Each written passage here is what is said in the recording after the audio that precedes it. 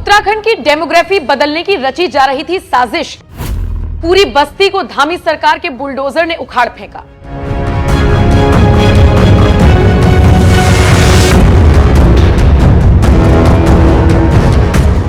नमस्कार। आप मानिए या ना मानिए, लेकिन देश के खिलाफ देश के ही कुछ तबके बड़ी साजिश रच रहे हैं।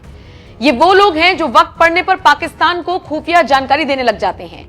ये वो लोग हैं जो पहलगाम जैसे आतंकी हमले में शामिल होने का खुद ही संकेत देते हैं। तभी तो अब तक 10 से ज्यादा जासूस पकड़े जा चुके हैं और न जाने कितने अभी भी स्लीपर सेल के तौर पर चोरी छिपे काम कर रहे होंगे। आप सोचिए, ये साजिश इतनी तेजी से बढ़ रही है कि एक पूरे राज्य की डेमोग्राफी तक बदलने की साजिश सामने आई तो हड़कंप मच गया। जांच हुई तो पता चला कि एक पूरी अवैध बस्ती बसाने की कोशिश की जा रही थी। फिर प्रशासन तक ये जानकारी पहुंची और चल गया बुलडोजर। उत्तराखंड वालों को अब इस बात को समझना होगा कि बात जमीन तक सीमित नहीं रह गई, बल्कि अब ये लड़ाई उनकी संस्कृति पर भी आ गई है।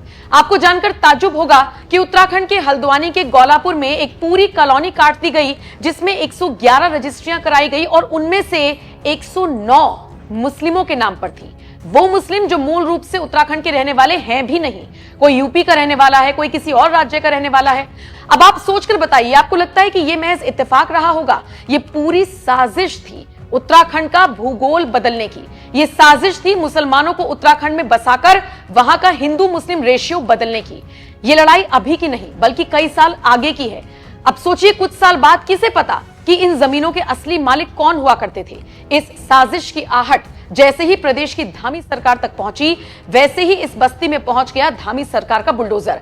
आपको बता दें, सिटी मजिस्ट्रेट और प्राधिकरण के संयुक्त सचिव एपी वाजपेयी के नेतृत्व में यह पूरा ऑपरेशन चलाया गया, जिसमें सभी अवैध प्लॉट ध्वस्त कर दिए गए। लगभग 3 हेक्टेयर जमीन पर बिना किसी अनुमति के ये प्लॉटिंग की गई, जिसे एक झटके में उड़ा दिया गया।